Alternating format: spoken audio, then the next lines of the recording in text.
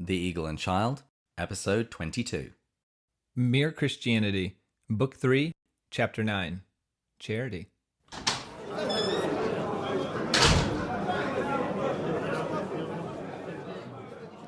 Hello, and welcome to The Eagle and Child, the hallowed pub of the Inklings.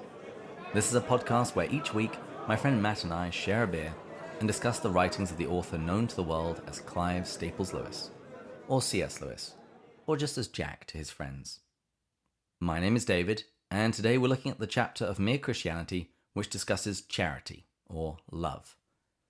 And as usual, I'm joined by Matt, and to paraphrase St. Paul, Matt is patient, Matt is kind, Matt does not envy, Matt does not boast, Matt is not proud. All right, I think we can stop there.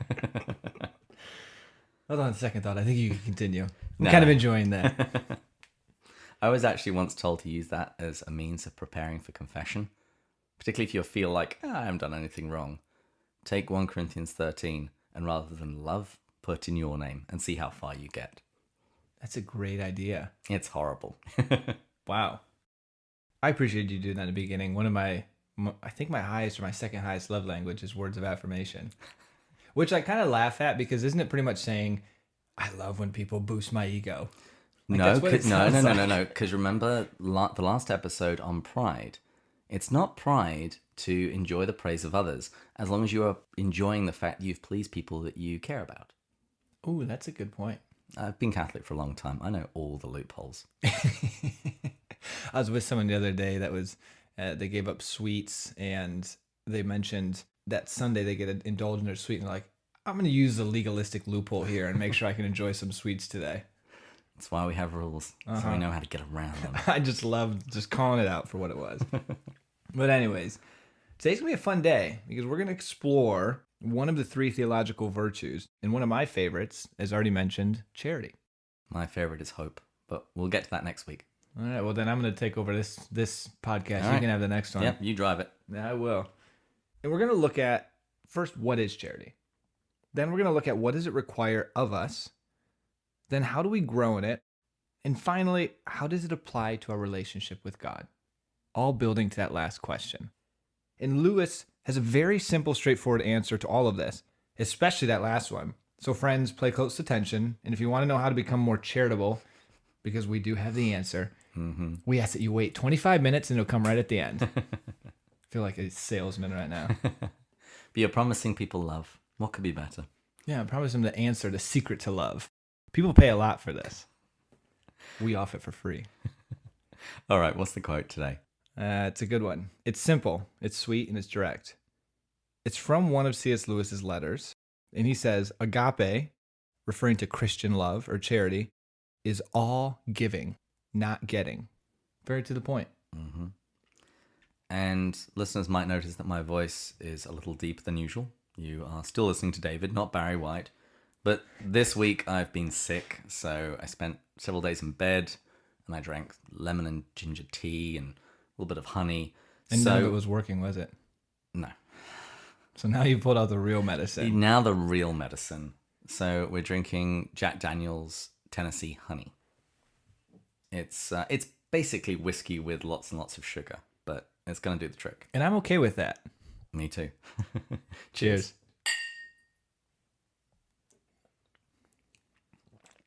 A little easier on the throat than the Lefroy 16.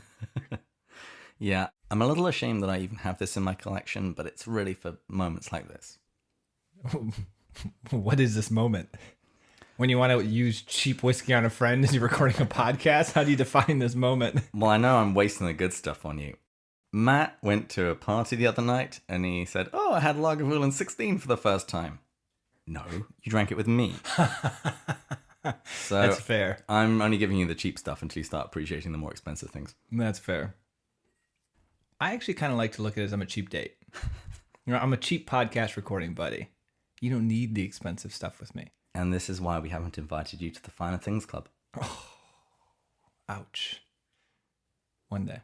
One day. I want to be a part of that inner ring, as C.S. Lewis says. Inner circle. It's called the inner ring? He calls it the inner ring. Yeah, it's like in friendship. In you're thinking of that. So I'm actually talking about. Have you ever read? It's a great. Okay, listeners too, but David also. His essay, it's like a 7-page essay called The Inner Ring. Oh, no, never read that one. It's brilliant. I haven't really read many of his essays. Okay.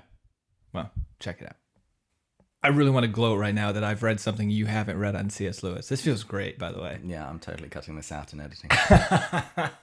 So last week you put the most embarrassing thing I think I've ever said on live podcasting versus now you're going to cut out my finer moment. I thought it was your finest moment. You were demonstrating childlike humility. It was adorable. I was truly living into being Pinky.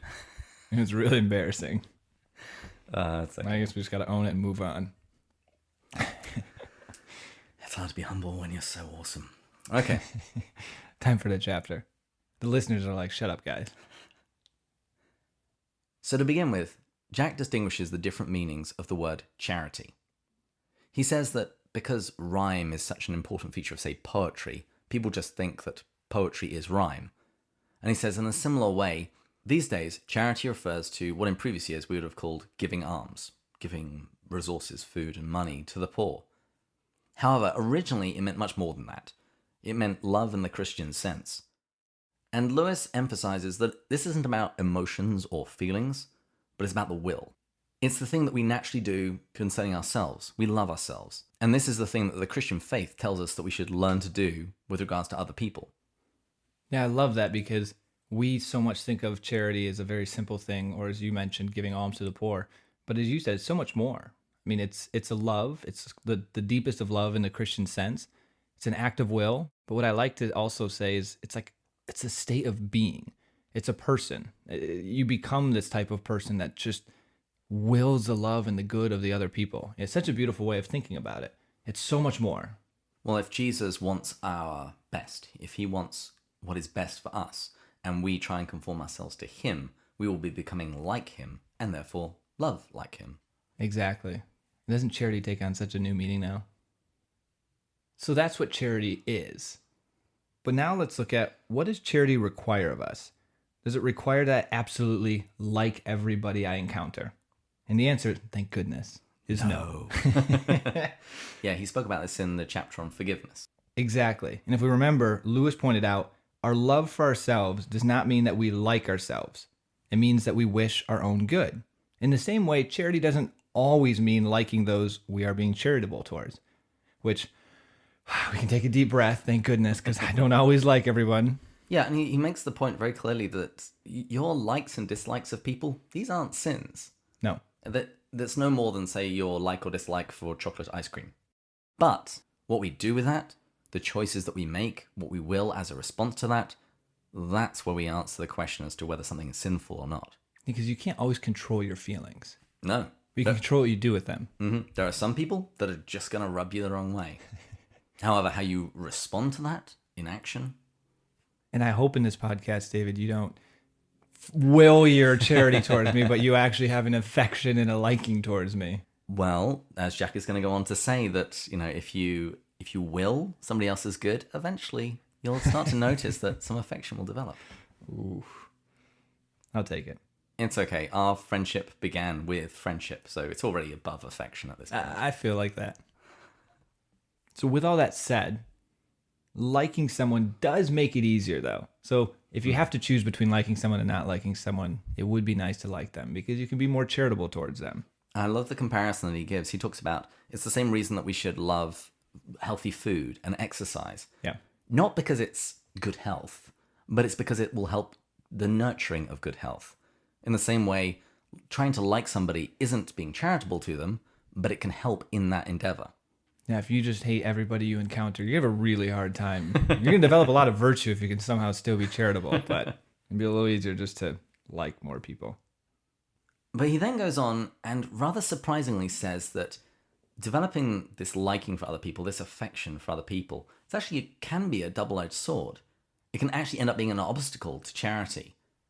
Affection for one person can lead us to be uncharitable or unfair to someone else. This makes me think of the parents. You can think of the good parents and I don't want to say the bad parents.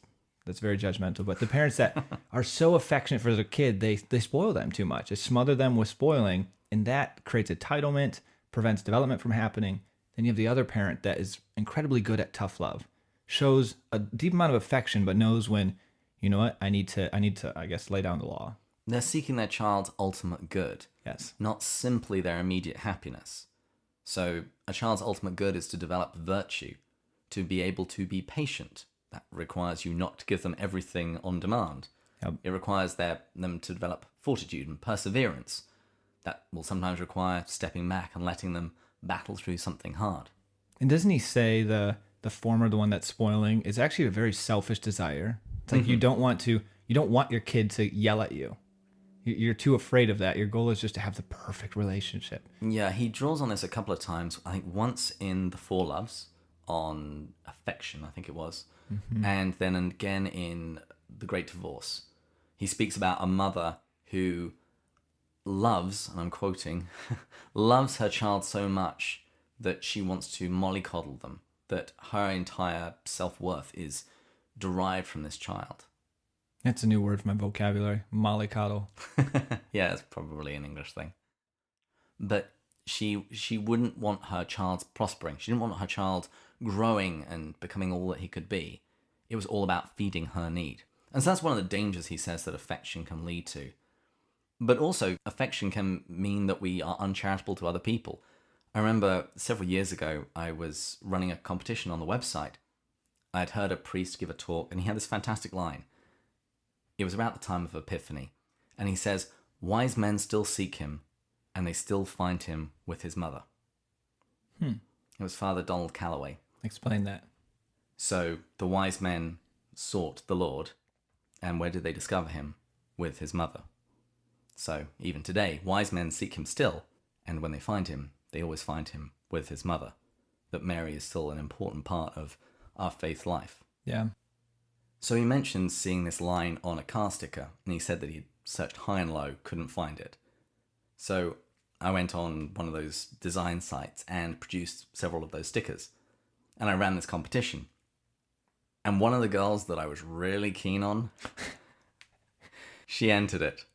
And I was so tempted just to give it to her because it was her. Oh, I didn't. that's good. I left it up to random chance, and she didn't win. Every listener's going to be wondering, did you ever ask her out, or I did. should I ask you how it went? Probably You're single not. right now. Probably so not, yeah. Clearly something didn't go right. Let's assume that you dated her and she just wasn't the right one for you. Yes, let's say that. Now, bringing this back to the third question. So we've answered what is it and what does it require of us, or more or less what it doesn't require of us, always liking the people. The third question is, how can we grow to become more charitable? I'm wondering this right now because I would like to become this person that can will the good of the other. Lord knows I don't. Lewis points out that while feelings and actions, they're not the same thing, which is good because, as I've already mentioned, my feelings are not always very kind. They are still related. And that can almost be a tool for us in this process. Knowing this can very much help us grow into a charitable person. And really the secret is charity can actually nurture affection. And again, just a reminder, charity is referring to seeking the good of the other. So when you will the good of the other, you will find you presently come to love them. Yeah, Lewis says, don't waste time bothering about whether or not you love your neighbor, whether you have feelings for them. He says, act as if you did. That's simple. Yeah. And then he says, just as you said, when you begin to behave like you love somebody, you presently do. What's interesting, and I don't know if this was proven psychologically back then, but it's the fake it till you make it almost. I might be oversimplifying it, but that's the psychological principle that they've shown really actually works. But he does point out that motivation matters.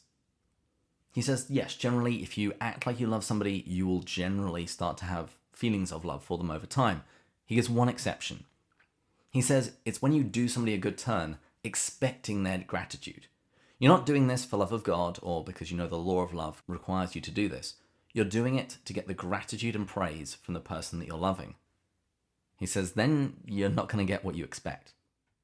I mean, just from personal experience, I can say that very often you won't actually get back gratitude from somebody that you do a good turn. Sometimes it can even be the complete opposite. And then you just get disappointed. And angry. Yeah.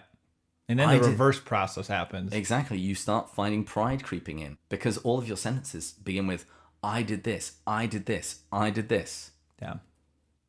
So what's important in all of this is the motivation of doing it for the selfless reasons. And I'm glad he points this out, because as a listener, you could be thinking, and I was originally, of, oh, so it's just as simple as faking it till you make it, which is somewhat true, but it has to be faking it till you make it with the right motivation. Mm-hmm. Truly wanting to become a person that actually loves them. Knowing that, admitting that, I don't always feel it right now towards you, David, but I really want to, actually. And I don't care if you praise me or not. Although praises are nice from time to time. Exactly. Everybody needs an attaboy or an attagirl. And of course, throughout all of this, the opposite is true. Acts of hate can nurture hatred. And he gives the example, kind of chilling, again, when you remember the era in which he was writing. He said that the Germans first ill-treated the Jews because they hated them, but they probably afterwards came to hate them because they had ill-treated them. In the process of dehumanizing them and blaming them for everything, it nurtured the hate of the Jewish people in Germany. And I love that he doubles down on this and points out, when we act with love towards the other, we will find our love will compound with interest, and vice versa. If we act with hate, it'll compound with interest. And this is that central theme we've talked about before, that your small actions will turn you into heavenly creatures or hellish creatures. You can find this thread through all of Lewis's work. And I love when he brings this up when I first read it, because it's very logical. And me being in the financial space where rate of return, compounded interest is so important, I love here how he talks about it from a love perspective. Every day when you make that decision to love someone, it'll build on itself. And more, you'll become someone who can love greater. Who was it that said the most powerful force in the world is compound interest? Oh, I think, yeah, it was Einstein. Yeah, I just checked. Oh, it's so true. We're going to go off topic here for like 30 seconds, but it's a short episode.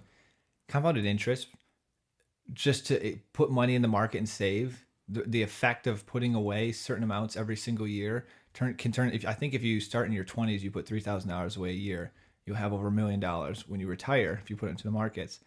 What's interesting is that's like assuming a 7% rate of return. If you double that, just to put in perspective, within like a 10-year period, $100 can turn into $600 rather than $300. Like, it's amazing what just a small percentage of return every year extra can do. I'm at the age where I've got life insurance. It's the same deal. The sooner you start it, the difference at the end goal, when they say if you started in your mid-20s, if you started in your 30s, a world of difference. Yeah. I can't quite remember the story, but it was someone had done a sultan or some king of some description, some great service, and he was asked what he wanted, and he said, take a chessboard, place 1 grain of rice on the first square, and then on the next square double it, so there's 2, and then on the next square double it, so there are 4, and do it for the rest of the squares of the chessboard. That's all the rice that I want. And of course that actually grows up to be an incredible amount. Mm-hmm. So all of this just makes me think. I'm trying to put this abstract concept into what would it look like if you compounded your interest of love every single day? You'd be Mother Teresa by the time you die. Exactly. There's the real tangible example.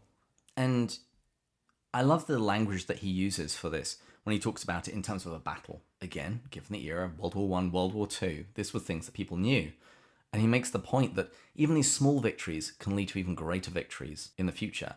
And small defeats can lead to catastrophic failures further down the line. And you've only got to think of other things in life.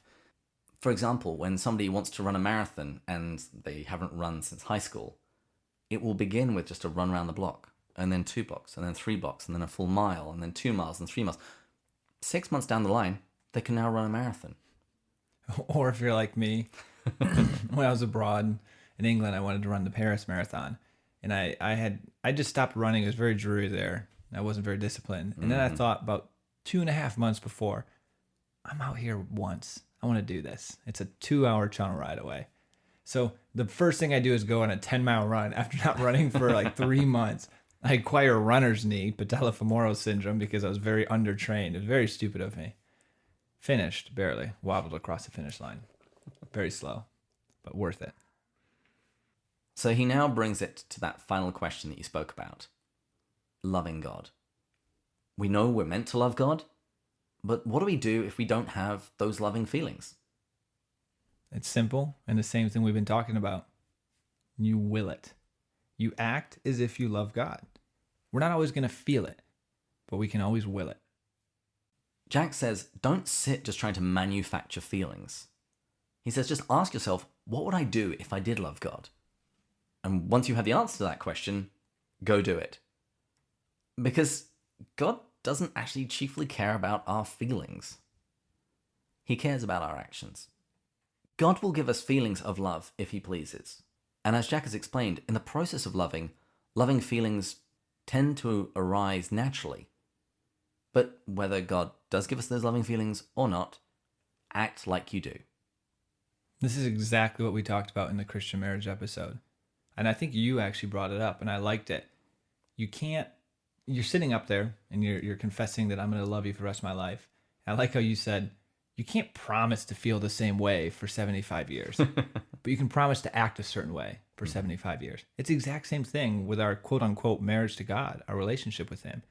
He knows, let's not pretend and fool him. He's the one person we can't fool, that we're going to go on loving him every single day, at least the feeling side of it, but we can will it. Mm-hmm. I thought it'd be fitting to bring in a video that you shared with me, and I don't know if we've put it in the show notes before. We have. Mm-hmm. Okay, let's redo it for people who might just be jumping in now. But it's an awesome 30-minute video interview of Douglas Gresham talking about his stepfather, C.S. Lewis, and the way he lived charity better than anyone else he knew. He said that Lewis believed you give until it hurts, until you are scared of what you've given, and then maybe you've given enough. He also said we must always expect the best of people, and when we're disappointed, we find out why and make allowances for that. I love that one. Something I don't do very often. No, I do for myself. Oh, yeah. You do it all the time, David. Oh, yeah. Just not for others. For my favorite person. Exactly. He gave examples. He said Lewis's charity brought him to receive a letter from a child with brain damage or brain cancer, and he'd spend hours trying to craft it in a way that he would understand it, even if it was taxing to him. He responded to every letter he received. Douglas pointed out that Jack used to secretly pay students tuitions when he heard they were struggling or something happened that they were going to have to leave uni. He would pay it without them knowing. And in a few circumstances, students figured it out later. I love how Douglas points out everything Jack did reeked as if he was driven by the Holy Spirit. And one of my favorite bits in that video is when he's talking about when he would be walking down the street and someone would say, "Good morning, Professor." I say, "Good morning." It's like, "How are you?" "Well, my sciatica." And he's like, that was it for like half an hour. He said Jack would sit and listen to this guy complain about his sciatica or whatever was going on, even if he was in a hurry. That's that state of being. That charity was just a way of life is maybe a different way of describing this for C.S. Lewis. I would never do that. No. I'd be like, I've got somewhere to be, dude. Sorry. I like this quote that he brings up by John Donne. He's the author of No Man is an Island. And he mentioned that Lewis really believed in this verse, or this quote. "Any man's death diminishes me, because I am involved in mankind, and therefore never send to know for whom the bell tolls. It tolls for thee." When I read that, that was powerful. Because when someone dies, a part of him died. Later in this book, Jack is going to use different images to show this connectedness, how I am involved with all of humanity and with the church. As I was going through this chapter of charity, another individual that came to mind that we mentioned before, but you can never mention him enough, St. Maximilian Kolbe. And in his story, when he was in Auschwitz, they'd have a program where they would select 10 men to go to a starvation room as a punishment. And in this example, they chose 10 men, which one was not St. Maximilian Kolbe, and he volunteered to go in place of one of the men. And then when he was there, it's that incredible story of he was worshiping, he was praying, he lived the longest of them all. He stepped into a situation where he didn't need to be into. He did it out of love, out of charity. When he was there, he showed love and charity towards God, towards the people around him, and he was the last to be standing. And then they went down to kill him with an injection because he wasn't dying. And what does he do? He shows the guard charity, holds his arm out, to be killed. And what I loved about that was not just the selflessness towards the people that were around him, but I also love his charity towards God and his love for, I have to imagine he's in a moment and he's thinking, I'm going to go home now. And I just thought that was so beautiful. And a very Christ-like example. Yeah. To quote Jesus, no greater love has man than this, than that he laid down his life for his friends. And the man whose life he saved that day ended up being at his beatification years later. Oh, I didn't know that. Together with his wife and family. Oof. That's unreal. I'll give you chills. Lewis ends the chapter really strongly. This is what he says.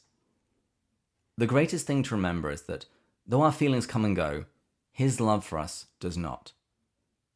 It is not wearied by our sins or our indifference, and therefore it is quite relentless in its determination that we should be cured of those sins, at whatever cost to us, at whatever cost to him. God wants to cure us of our sins because he wants us to dwell with him forever in heaven. And that's going to be the theme of the next episode. We're going to move from the virtue of charity to the virtue of hope.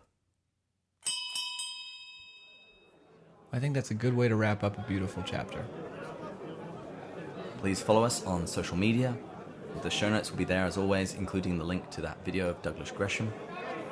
And join us next week when we're going to be going further up And further in. Cheers. Cheers.